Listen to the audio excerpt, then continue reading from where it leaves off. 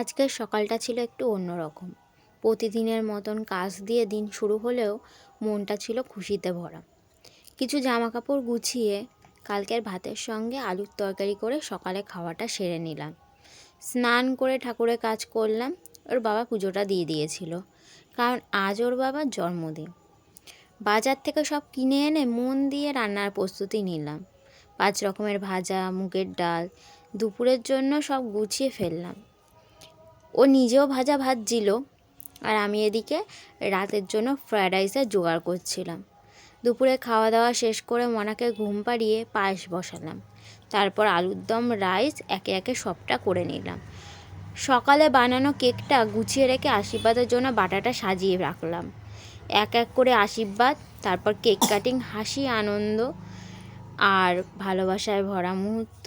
এইভাবে ছোট ছোট যত্নে, পরিশ্রমে আর ভালোবাসা মিশিয়ে আজকের দিনটা সুন্দরভাবে শেষ করলাম।